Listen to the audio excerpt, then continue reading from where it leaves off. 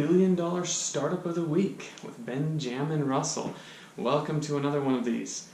Let's just dive right in. First things first, anytime I come up with one of these and give them out to the public, there's a bunch of questions that come up. Well, number one, what is it? There's some interest that sparks of people who want to take this idea and run with it. Number two, and most importantly, who are you? So, Benjamin Russell. I'm a former executive with an Inc. 5000 startup based out of Boston. I also am an entrepreneur. I've started and sold a few dozen companies, and I'm the founder of the Lifestyle Rebellion movement, which is the most important piece. Because of my efforts and growth in that movement, duplicating the same system that I teach others to duplicate to create their own living wage, I'm okay financially. I'm happy with my lifestyle and the amount of income I have. However, I don't want to spend any more time creating or building other companies. So I give them away. I give them away to create some viral content to attract more members to the Lifestyle Rebellion movement. I give them away to help improve the world around me and help others on their own journey into entrepreneurship. They get a little bit of a leg up of not needing to do the preliminary work. I give away one per week typically, and I have a few hundred that are in all sorts of different stages, from early planning stages to some of them. There's actually been some market research and financials, as well as the legal background and forming an LLC. So they're on all sorts of different stages. But regardless of what the stage, right here, publicly, on this video, I give away any and all rights I have to any proprietary content on these startups. So they're all yours. You can take it and run with it, or you can simply share it to your friends or family who you think they could take it and run with it. And some of them would cost a fortune to create. Others you could do for free. This is one that you could actually start for free if you wanted to. Just understand that these videos can sometimes go fairly viral, so you're going to want to jump on it either very quickly or at a very high level in order to detract from some of the natural competition of me just handing this out. So this one's a fun one. Sporting events. Some of the most watched events in the world are athletics, right? You have a couple. You've got American football, you have international football or soccer, you've got tennis, you have the Olympics. At the time of recording this video, the Winter Olympics are going on right now. So you have all these different major sporting events, even MMA. These events are almost always watched live. You have a massive network of viewership, and you have a global network of viewership. And they're some of the most monetized events. So because they're watched live, the death of TV is on its way. Between Netflix and all the free content online and online distribution, TV subscription cancellations are going to continue and going to get worse. So TV is going to reinvent itself, except for one aspect. People want to watch sports live. There's no binging there. People want and desire and need to watch them live.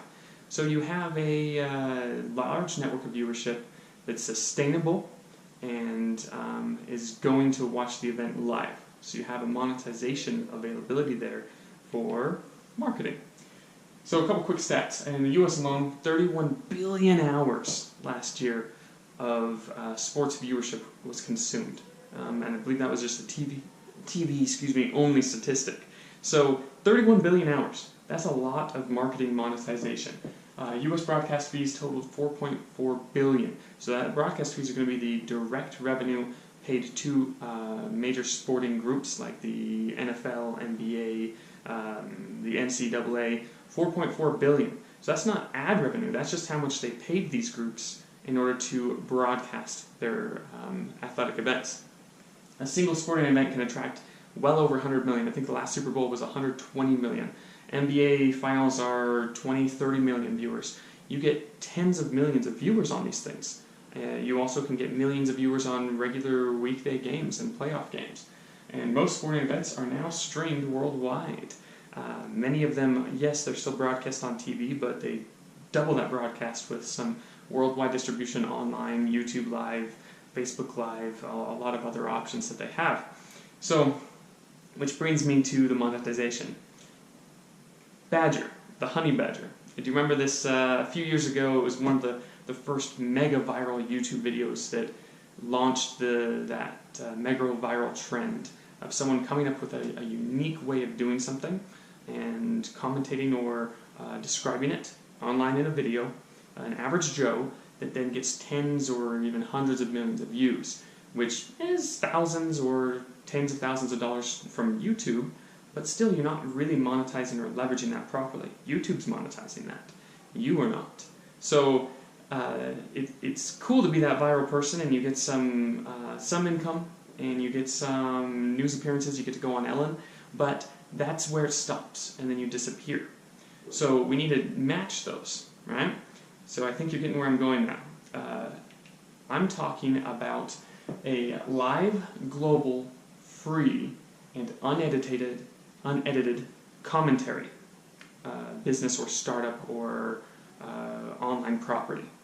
So picture Honey Badger-esque commentary that's that unique or that crass or vulgar or that interesting to the general populace, overlaid over the already in place distribution system, global or national distribution system of athletic events.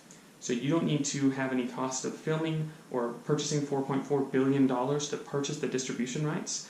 You just layer over the already in place distribution, and you're simply adding your own commentary. Let's picture this. You're going to have a website or a link or a Facebook Live, YouTube Live, Snapchat, where at the same time as a sporting event, you are streaming your audio or audio plus video that people can mute their own sporting event and watch yours or listen to yours instead. You don't have to distribute or compete with any legal issues or distribution rights of the sporting event. You're not live streaming or filming the actual video. You're either streaming video of yourself watching this, or simply the audio, like a podcast. And you're using free distribution systems of YouTube, Facebook, Snapchat, or iTunes podcasts to distribute this viral content, and you can market this in a unique way. You can market this for free with referral and verbal social viral advertising. You can have paid advertising, Facebook Pixel, Google AdWords, all those. You can also create your own standalone website and have an opt-in in order to have access to the streaming service. You could stream it on your own standalone website, and someone has to enter their contact information, their email, and you can create a massive subscriber list for your own marketing purposes, which you have another marketability and revenue generating engine there. So low to zero startup costs if necessary. I don't recommend it because many people may start to try to do this after this video. So you may have multiple people starting up interesting commentary for sports, and you're going to have a lot of competition. So if you go on the low to zero startup costs, yes, you could do that, but you've got to excel in all the other categories of this business. You've got to go above and beyond in order to compete with everyone else that's starting one of these. First to market or best to market principle applies, and that kind of goes along that same topic. So think Facebook and MySpace. MySpace got a couple $100 million of monetization by being first to market. Facebook is now ruling the world and has tens of billions of dollars of monetization by being best to market. So you can go either route. If you're first to market, you're going to get a lot of benefits. If you launch right there immediately, you may have some proprietary benefits that you can then sue other companies if you're into that, who launch after you. You can also have no competition initially by being first to market, and you can carve out the niche market that you're targeting.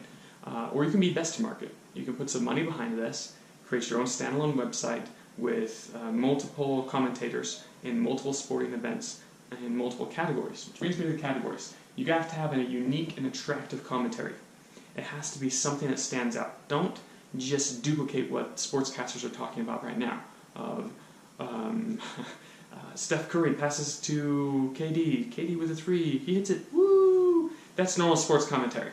You have to have something that's either extremely vulgar, because again, it's unedited, it's streamed, it doesn't have to apply to the normal sports broadcasting standards. Think Honey Badger-esque video, viral content, or vulgar or crass, or something very humorous. Think Kevin Hart-esque, something that's going to make people laugh while they're watching the game, make fun of the players for their mix-ups, or commentate on some of their court or off the field issues during the game in a unique way. Also, you could also go more of the sensual route, another unique route to target a different audience. There's lots of different niche markets there that you could fully exploit and market to. The last one is build the network of viewership first before monetization. So the monetization is going to come from, which is my next category, monetization is going to come from the network of viewership, and the larger the network of viewership, the more monetization. So depending on how many people you have viewing it, you can then market to advertisers just like any network does. The TV network is doing exactly what you're going to be doing. You're basically a mini TV network. And how you could grow to be into the million and tens of $1 million stage would be to create a large enough network of viewership that you are competing directly against these TV networks, that they would either want to buy you out and hire you as a salaried commentator.